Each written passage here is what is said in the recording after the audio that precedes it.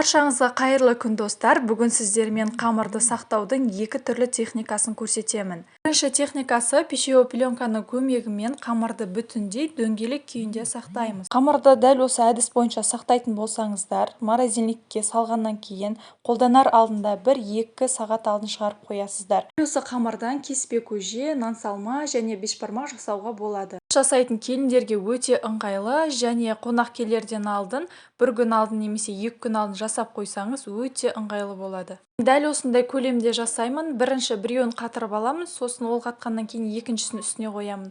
Бәрін бірінің үстіне бірін қоюға болмайды. Қамырдың көлемі үлкен десеңіздер, осылай тағы бір бүктеп сақтасаңыздар болады. Өте ыңғайлы әдіс, міндетті түрде жасап көріңіздер. Екінші техникасы. Пищевой пленканы ұзыннан жайып алып, қамырымызды осылай кесіп алып, үстіне қоямыз. Және жарты бетін жауып, араларына қамырды саламыз да, бір-біріне бүктеп морозильникке салып қоямыз.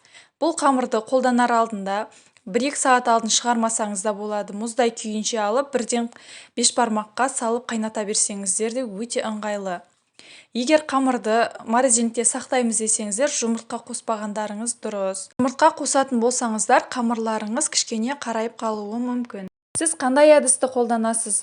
Комментарияға астына жаза кетіңіз. Егер видеом пайдалы болып жатса, лайк басып, арнама тіркеліп, каналымның дамуына үлкен үлесіңізді қосыңыз.